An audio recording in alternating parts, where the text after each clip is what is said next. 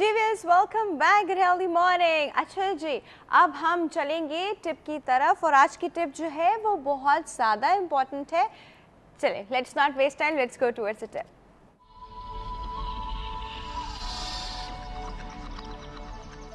अच्छा जी, जैसा कि मैंने आपको बताया है कि आज की टिप जो है वो बहुत ज़्यादा इम्पॉर्टेंट है and there is a reason why. हम लोग बहुत अच्छे तरीके से काम कर सकते हैं, काम पूरा कर सकते हैं, कोई चीज़ उसकी निगलेक्ट ना हो, कोई भी चीज़ उसकी इग्नोर ना हो, या कोई भी चीज़ आपको इंटेंशनली इससे ना छोड़नी पड़े कि टाइम नहीं है। तो ये सब चीज़ें कब होती हैं? जब हम एक काम के ऊपर अच्छे से फोकस करते हैं। हमारे यहाँ पे ये ट्रेंड बहुत ज़्यादा ही कॉमन है कि हम लोगों को मल्टीटास्किंग की आदत हो गई है कि हम लोग एक वक्त में 4-5 काम साथ साथ कर रहे होते हैं। दिमाग एक है जी, आंखें दो हैं, एक ही चीज़ पे फिक्स हो सकती हैं, आपके थॉट्स एक ही चीज़ पे फिक्स हो सकते हैं। That is how every human is. Multitasking is a talent, ठीक है, बट ये टैलेंट में होता क्या है कि हम कर तो लेते हैं मल्टीटास्किंग, और ख़वातीन तो बड़ा आराम से कर लेती हैं जी।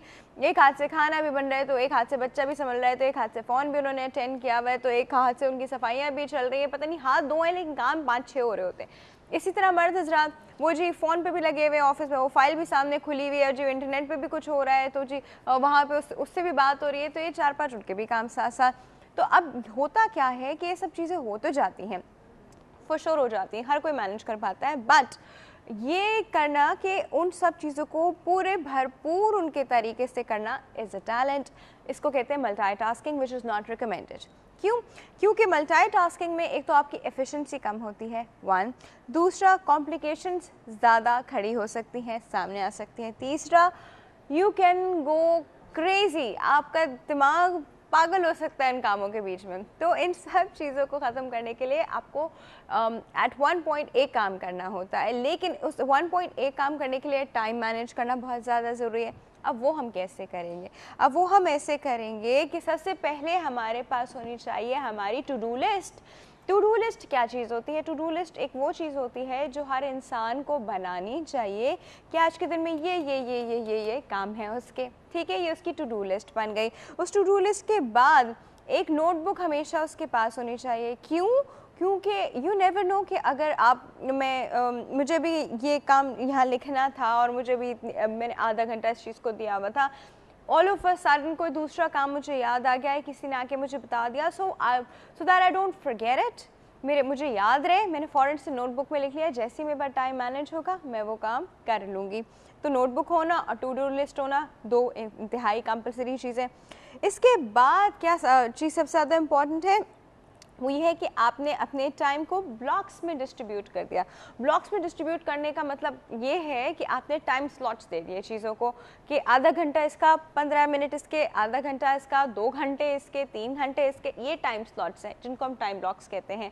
आपने टाइम को ब्लॉक्स कर दिया, ब्लॉक बना दिए टाइम के अपने, और उससे क्या होगा कि उस पर्टिकुलर टाइम में जो एक पर्टिकुलर टाइम का ब्लॉक है, आप सिर्फ उसी काम के ऊपर फोकस करेंगे, किसी और चीज़ के ऊपर फोकस नहीं करेंगे। इन केस कोई नई चीज़ रेज होती है या आती है तो आप उसको अपनी नोटबुक में नोट डाउन कर लेंगे, ठीक है।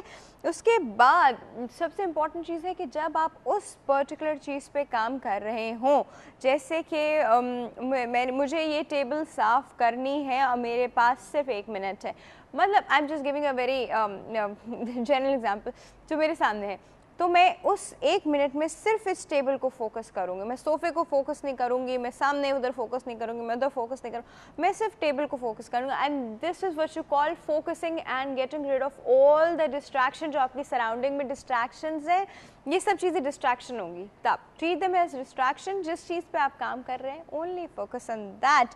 ये बड़ी इंपॉर्टेंट टिप होती है जी, और यही एक टास्क को अच्छी तरह कंप्लीट करने की सबसे इंपॉर्टेंट चीज़ यही आती है। उसके बाद क्या होता है कि फॉर इंस्टेंस किसी चीज़ की वजह से आपको हल्का से डिस्ट्रैक्ट भी होना पड़ा, तो फ़ौरन से आप नोटबुक में लिख लें कि मैंने ये काम को इस पॉइंट पे छोड़ दिया है एंड मैं इसको एज सुन एज पॉसिबल वापस इसी पॉइंट से रिज्यूम करूँगा या करूँगी। ये नोटबुक का एक और यूज़ है। और एक और इम्पॉर्टेंट चीज़ है कि अगर फॉर इंस्टेंस कुछ अर्जेंट आ जाता है तो आप ब्रेक ले सकते हैं, लेकिन उस चीज़ को नोटिफाई करते हुए कि कहाँ पे रोका है, क्यों रोका है और कब इसको वापस आपने रिज्यूम करना है। और दो कामों के बीच में ब्रेक, मेंटल ब्रेक जो है वो बहुत ज़्यादा इम्पॉर्टेंट है। वैसी वाली ब्रेक नहीं जो हम प्रोग्राम के बीच में लेते हैं, इट्स अ मेंटल ब्रेक जो इंसान चाय पी के, पानी पी के, 2 मिनट बाहर देख के लेता है। अच्छा जी, ये थी आज की बड़ी इंपॉर्टेंट टिप, और ये इंपॉर्टेंट टिप थी कि आप एक काम पे फोकस करके उसको अच्छे से कैसे कंप्लीट कर सकते हैं। वक्त हो गया है जी हमारे पोल का, तो अब हम चलेंगे पोल की तरफ।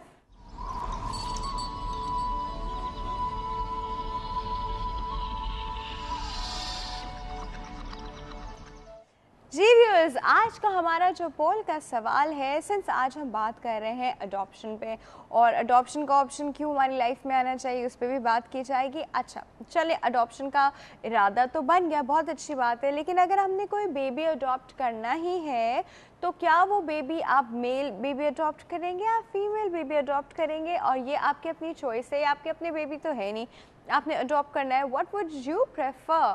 और जी ये सवाल है हमारे आज के पोल का कि अगर आपने अडॉप्शन के अमल की तरफ जाते हैं तो आप मेल बेबी प्रेफर करेंगे या फीमेल बेबी प्रेफर करेंगे?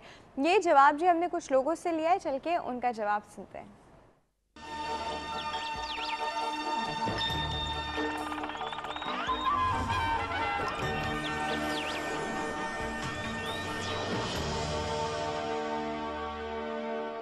मेरी चॉइस लड़की है। लड़की। गर्ल। जरूरत नहीं है इस चीज़ की, तो सोचने की जरूरत ही नहीं है इस चीज़ के बारे में। बेटी। डिपेंड करता है। लड़की। मेरे ख्याल में लड़का बेहतर। लड़का। I think both are equal. I'll go for a girl. बेटी। लड़की। बस अच्छी लगती है मुझे, मतलब बेबीज में। कहते हैं कि लड़कियां वफादार बहुत होती हैं अपने पेरेंट्स के। यार उस पर ज़्यादा भरोसा है, लड़की हमेशा यार माँ बाप का साथ देती है। कोई भी कर सकते हैं, मतलब लड़का भी कर सकते हैं, लड़की भी कर सकते हैं, कोई प्रॉब्लम नहीं है। लड़की, अगर लड़की की ज़रूरत हो तो लड़की लेना चाहे लड़का चाहे तो लड़का। वही बात है जो इसने बात किया था भांजे ने, अल्लाह की नियामत है वो। एक लड़की को हम प्रोटेक्शन दे सकेंगे। रीज़न तो कुछ भी नहीं है, बस आपने पूछा मैंने बता दिया। मेरी प्रेफरेंस यही है। वो लोगों की प्रेफरेंस है, अपने सबके परसेप्शन है। मेरे परसेप्शन में मुझे लड़कियां पसंद है, अच्छी लगती हैं बेबीज, छोटी क्यूट लड़की। That's okay. I think girls are better. That's fine. अच्छा लगता है, क्यूट सा, मतलब तैयार करके बोनी बांध के बहुत खूबसूरत लगता है तैयार करने में ना, मतलब फ्रॉक वगैरह जो पहनते हैं वो बच्चियाँ, तो अट्रैक्ट करता है। जितना मतलब लड़के पैंट शर्ट पहनते हैं वो उतनी अट्रैक्ट नहीं करती जितना बच्चियाँ फ्रॉक वगैरह, पोनियाँ और बैग्स वगैरह जो पहनते हैं, अच्छा लगता है। बेटी अल्लाह की नियामत होती है। Because I'm a girl. Because I'm a girl.